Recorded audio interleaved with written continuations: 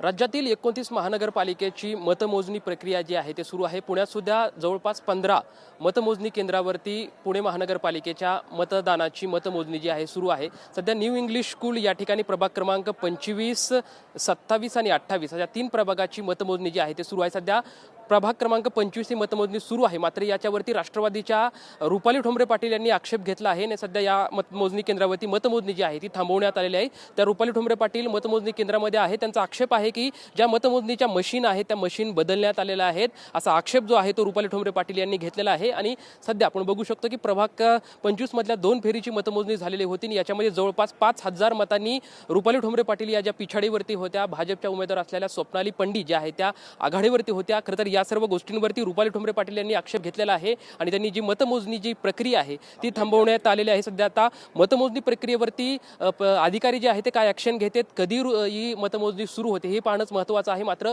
2 फेरीची मतमोजणी झाल्याच्या नंतर रुपाली पाटील या आक्रमक झाल्या, त्यांनी मतमोजणी केंद्रातच गोंधळ घालायला सुरुवात केली आणि सध्या या मतमोजणी केंद्रावरची जी मतमोजणी आहे ती थांबवण्यात आली आहे। सध्या आपण बघू शकतो की मोठ्या प्रमाणात पोलीस बंदोबस्त सुद्धा या ठिकाणी तैनात आहे, मात्र मतमोजणी केंद्राच्या आत रुपाली ठोंबरे पाटील जे आहे त्यांनी गोंधळ घालायला सुरुवात केलेली आहे आणि त्यांच्याकडून मतमोजणी जी आहे ती थांबवण्यात त्यांचा आक्षेप आहे की ज्या मशीन आहेत त्या मशीनमधली जी मतांची काउंटिंग आहे ती योग्य नाही, या मताचा जे बदल आहे, फेरफार आहे, त्याच्यामुळं मतमोजणी थांबवण्यात यावी यासाठी खरं तर त्यांनी गोंधळ घातलेला होता आणि सध्या ही मतमोजणी जी आहे ती थांबवण्यात आलेली आहे। आता याच्यावरती काय ॲक्शन प्रशासकीय अधिकारी जे घेत आहेत आणि मतमोजणीला कधी सुरुवात होती हे पाहणं तितकंच महत्त्वाचं आहे। कॅमेरामॅन सुशांतराव सोबत लक्ष्मण जाधव, ट्यून मराठी, पुणे।